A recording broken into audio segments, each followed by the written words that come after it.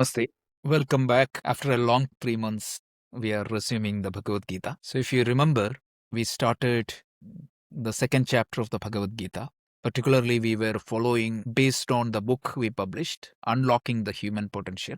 So, we covered 2 sections of the Bhagavad Gita from that book, which is section 1 was Shloka 1 to 10, which basically talk about the fundamental human problem. And the second topic was mainly from Shloka 11 to 25, which is the ultimate solution or the essential solution of who am I, what am I.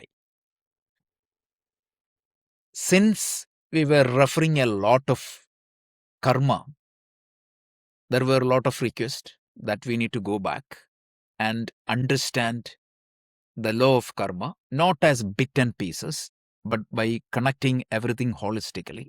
That's why we took a break and we started exploring the law of karma as best as we could.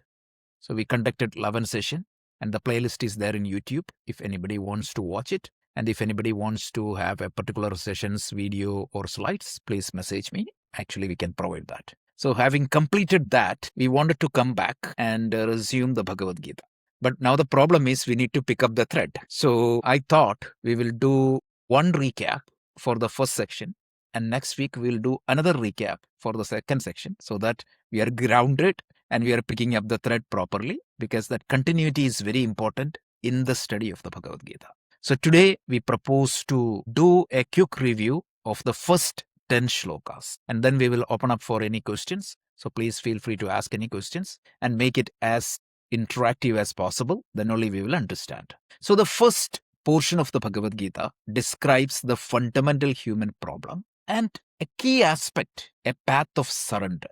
So understanding the cost of human suffering and what is the necessary preparation to get out of that problem. This is what essentially the topic. So let's go one by. So the first thing is that the first shloka of the second chapter, Vishidandamidam Vakyam Uvacha Madhusudana. So this was the first shloka. So this first shloka talks about the emotional paralysis of a human being. Again, please don't think this as take this as an Arjuna problem. Please think that Arjuna is a prototype of the human being. Each one of us. Arjuna represents you and me. So what happened was Arjuna was highly skilled, highly trained. He had clarity on what is to be done, etc.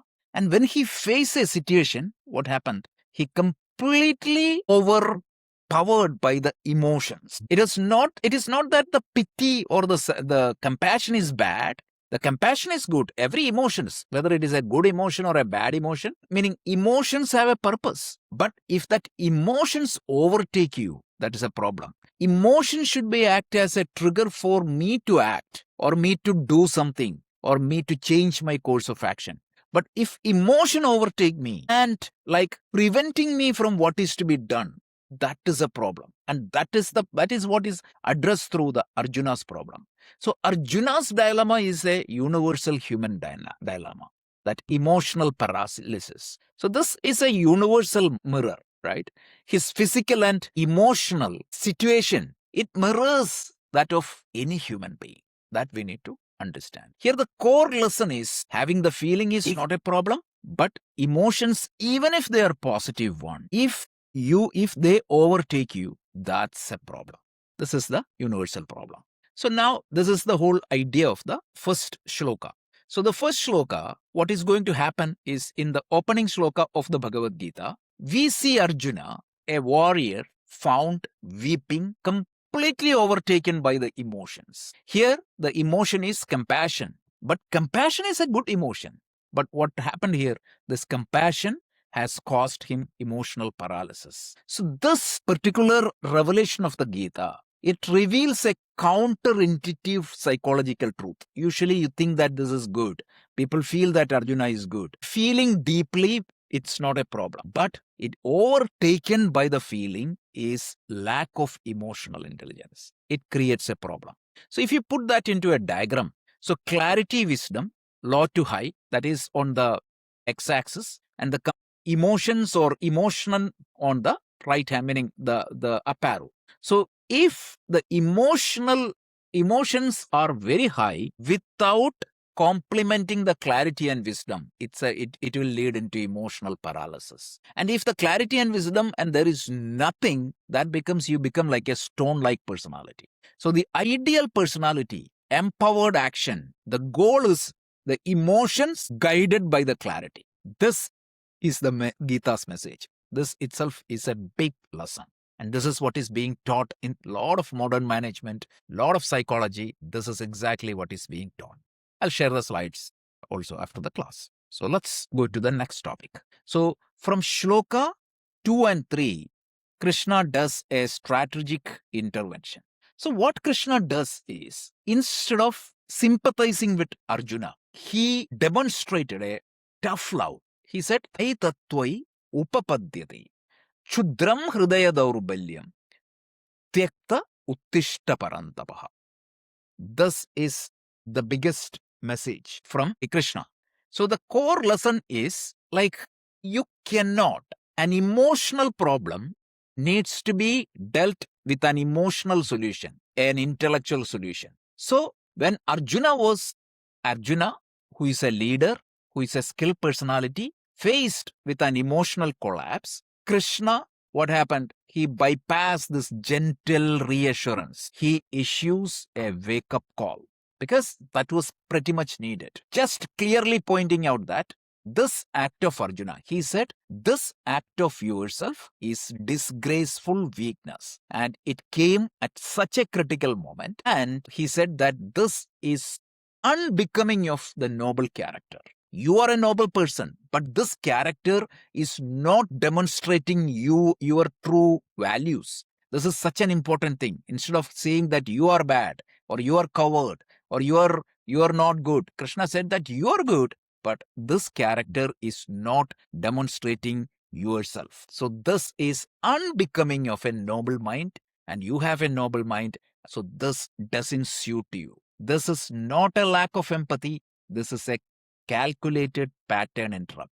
This is so good. We have seen this in the modern times in the coaching world. So like a seasoned coach, Krishna instruct Arjuna to bypass this emotional hijack and get motivated and act. So this is the biggest lesson from a management perspective. The crisis, which is the actual stress. So what happens? The mind loop in the fatalistic dejection and the emotional hijack. And when that emotional hijack happens, what happened? The shock or the identity challenge. That is exactly what Krishna did. Krishna challenges the ego. This is not your potential. Nai tattvai upapadyate. And then what happened? He did a call for action.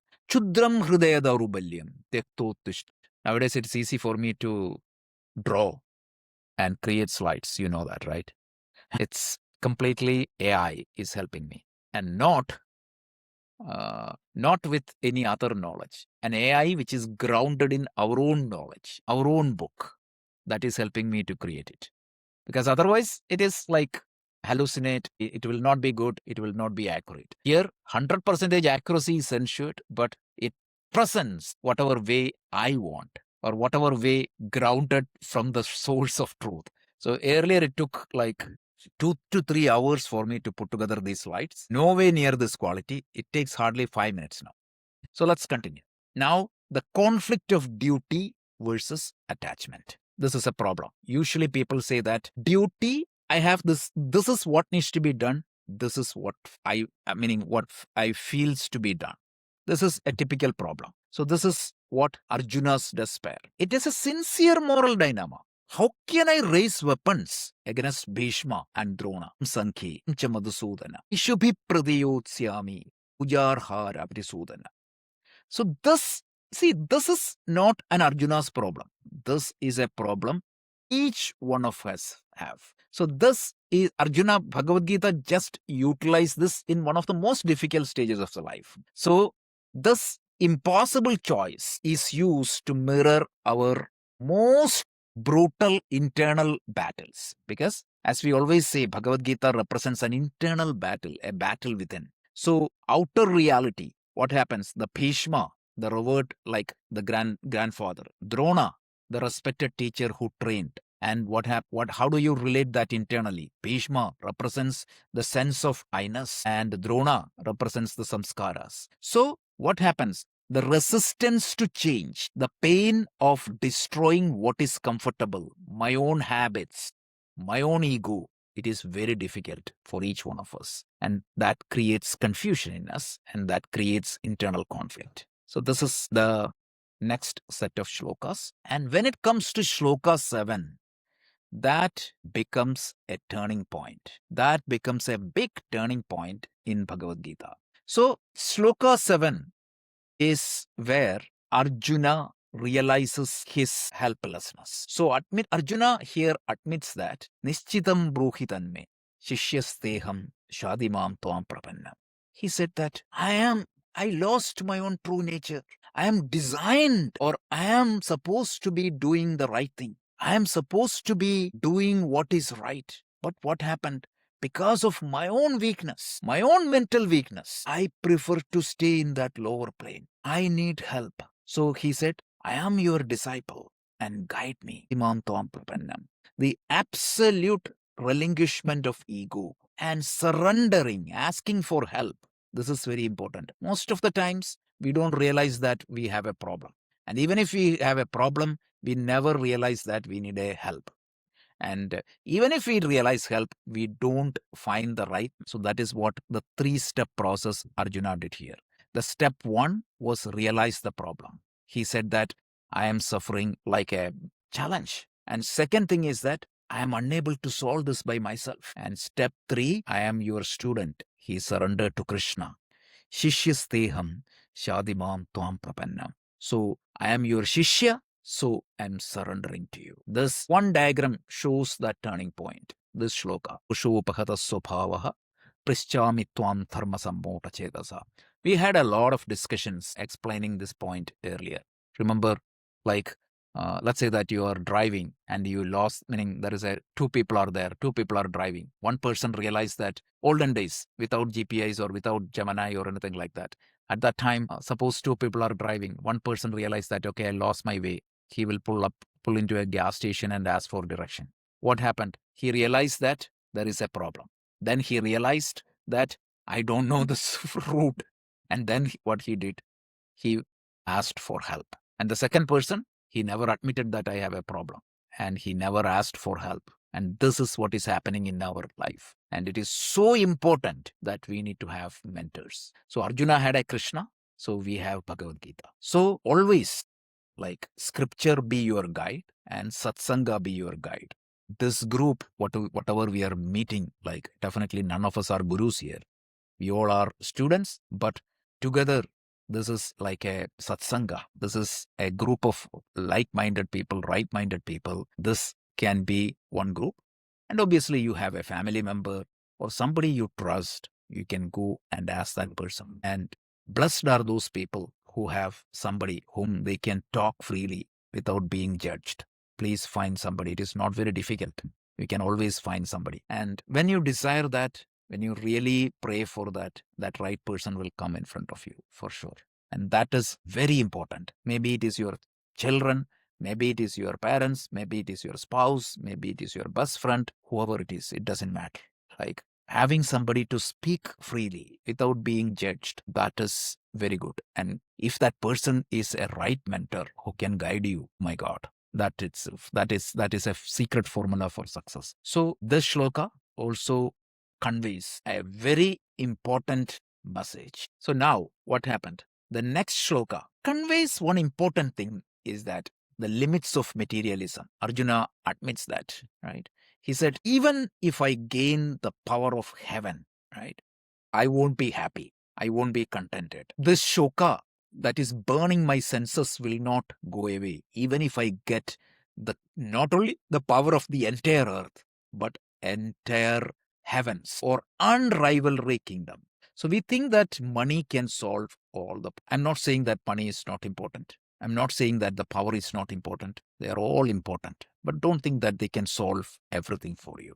There are times where the money do not have any value. Like, I interacted with people who are in, like, etc. Still they crave for money. Imagine they have $1 trillion in the bank. How much they are going to take? So that's why Shankaracharya tells, Bhaja Govindam, Govindam Bhajamotamate, Samprapte Sannihite Kadi, Nahi Rakshati Dukaruchikarane.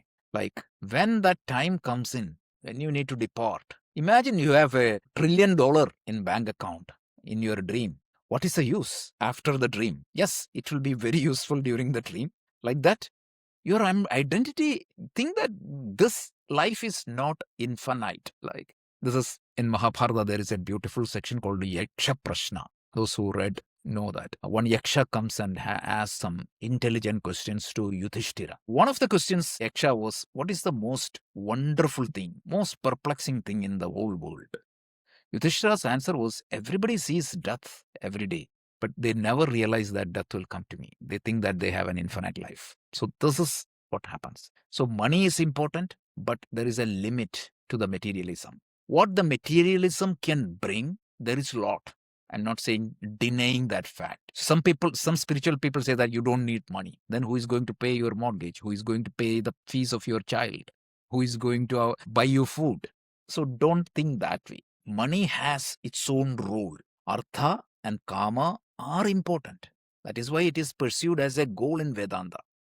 Vedanta tells you have to pursue 4 goals. Artha, which is security. If you don't have the basic security, basic infrastructure, basic security, there is nothing. You cannot progress. That is like an essence. That is a needed condition, but that is not the sufficient. Essential, but not sufficient. That's it. Artha, Kama, Dharma means harmony with the nature, harmony with the universe. And finally, Moksha.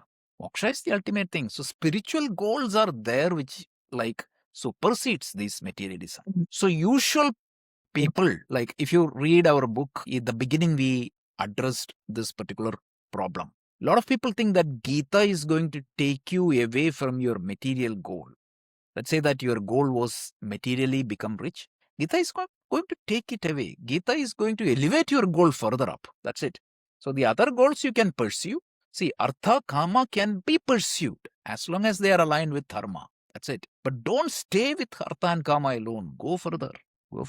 Praninam sakshat aphyudaya nishreyasa heduhu. This is how Shankaracharya defines Gita.